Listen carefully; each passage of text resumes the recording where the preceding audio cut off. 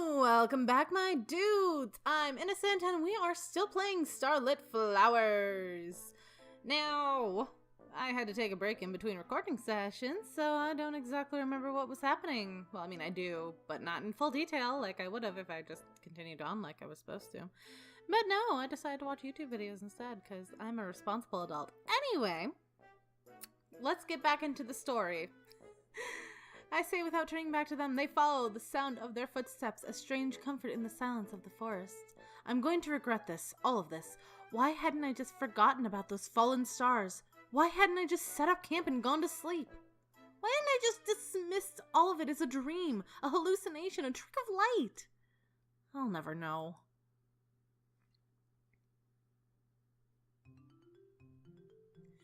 It's not long before we reach the clearing where I plan to set up camp. It's just how I left it, not a twig out of place. I head straight to the tree stump where my backpack sits and motion for Elise to sit on the stump. She does so. Cerise follows and stands behind her, her expression aloof. Do you always have to be breathing down my neck? Hey, I'm just here for the food. They're at it again already? What are they, dogs? I heave a sigh. Where's a stick when you need one? Behave. The two give me a strange look. I pay them no mind and bend down to remove my supplies from my backpack. My homemade salve is the first thing I take out, along with a bandage. The salve is made from a recipe Mother taught me.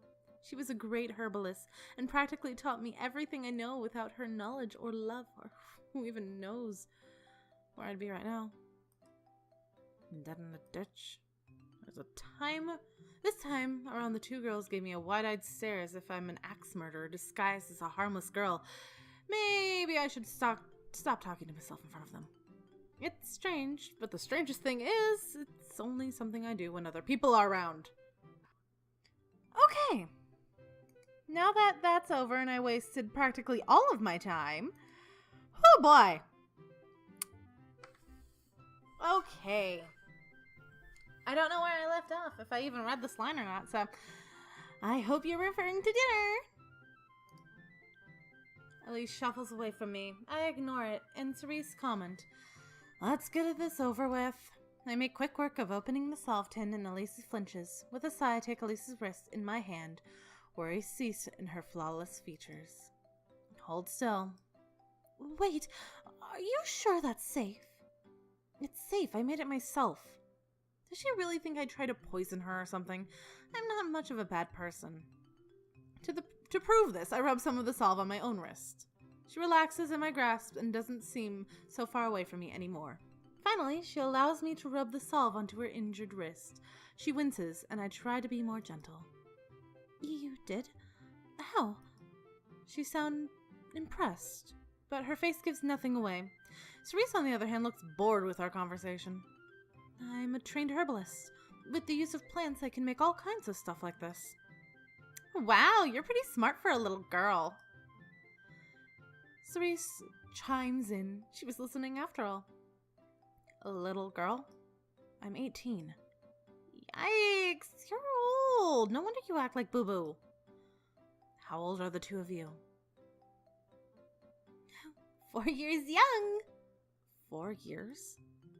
Elise steps into Ceris's foot once again. This will be a recurring thing, I can tell. Ow! Will you cut that out? What she means is a lady never reveals her age. Was that meant to be some kind of joke? Cerise sounded pretty serious, though. Whatever, I don't care. The two of them sure act like 4-year-olds, so it wouldn't surprise me. I'm finished with the salve. Next up is the bandage. I take the bandage and wrap it around Elise's wrist, making sure it's tight before releasing her warm hand. Elise averts her eyes and stares down at her now bandaged wrist. Take it easy and don't try anything reckless with it for a while. Thank you. My face flushes and I give her a curt nod before turning back to them. People thanking me usually causes me to feel some kind of small happiness. It's one of the things I love about being a herbalist, so it isn't unusual. But something feels different this time. I can't explain it. Now that that's done, where's the food? Glad for the change in subject, I ignore Cerise's boldness and take out a bundle wrapped in cloth from my backpack. Cerise's eyes light up and she jumps at me like a hungry puppy dog. I put my hand out to stop her advances. Wait. She pouts at me, but takes a step back, and I proceed to open the bundle. Inside the bundle is nothing but broken up bits of bread and cheese. It's all that I brought with me from the last village I passed, though. Cerise's excitement vanishes at the sight. She crossed her arms and pouts at me once again. You call that food? Oh, I'm sorry. Would you prefer bark and leaves instead? A small laugh erupts from Elise, surprising me for a moment. She has a nice laugh. Cerise's face goes bright red. She snatches some of the bread and cheese from my bundle, then walks away from me without another complaint. I offer Elise some with a wordless gesture, and she takes a modest piece of cheese. Thanks. With haste, I nod and turn away from her. Much like the first time she thanked me. Why am I acting like this over something so small? Cerise takes a seat on the floor and grumpily stuffs her face with her portions of bread and cheese. Meanwhile, Elise stays put on the stump and takes graceful bites into her share. On the other hand, I decide to skip dinner. I'm already low on rations as it is, and we'll need something to eat tomorrow. Well, I'm already thinking like I'm keeping them around. Will? Oops, sorry. I said well. Anyway, next I'll be giving them pet names, Lizzie and Cece. Oh, kill me now. They still haven't gotten around to telling me why they're here in the first place. I decided to bring up the topic again. Anything to stop these strange thoughts. So tell me, what are you two doing in a place like this, dressed like that?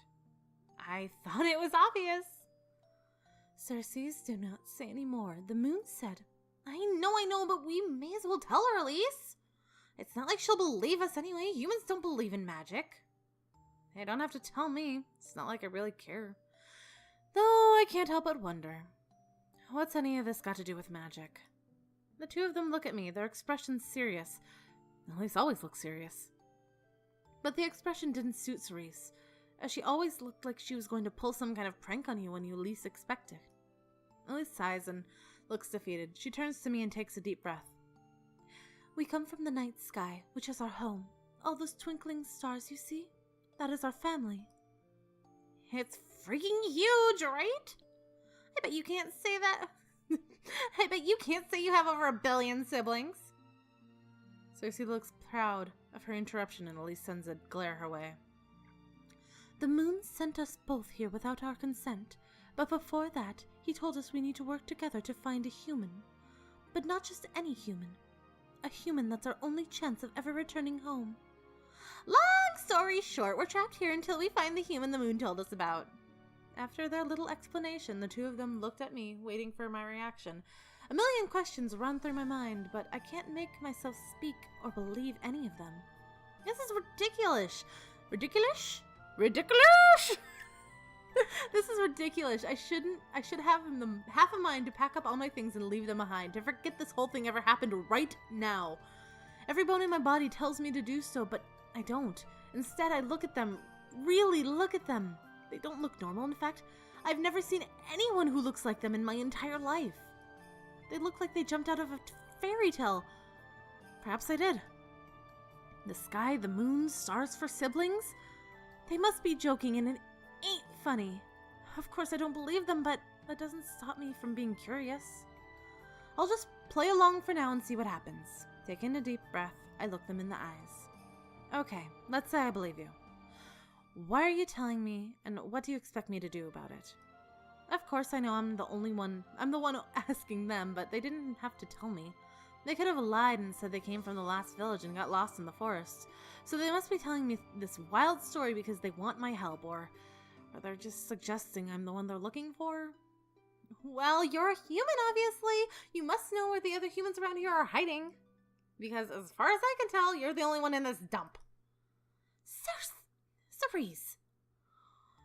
What my idiot accomplice meant to say is that we need your help. Of course, they wouldn't even bother to be here if they didn't need anything from me. They wouldn't even want to know me. It's no secret that people are only interested in themselves and their own problems. In the end, it's not like I even want them hanging around me. The faster I get rid of them, the better. You're right, you won't find anyone else around here. If you want to find more people, you'll have to travel to Revel, the town up ahead. That's where I'm heading. That's perfect. You will take us with you, right? If it looks like I don't have much of a choice. You're not so bad for a tiny human. Cerise ruffles my hair as I slap her hand away. She only smiles in response, and I feel like slapping her again just to knock the smile off her face. Thank you, Anir. Elise sends a warm smile my way, causing my face to flush. It's nothing. Let's get some sleep for now. We'll head out in the morning. Okay. And with that, I'm going to end this episode here. I had to leave the recording a lot longer because of mishaps during actual house life. So I don't know exactly where I am in the recording. Like, right now, for me, it's 27 minutes in. Fucking Jesus, hell God. But that's fine. I can edit things. It's not that hard. I don't like editing, but what do y'all do? What all y'all do? Anyway, I hope you guys are having a wonderful week. I hope to see you soon. Peace out, my loves. Bye-bye.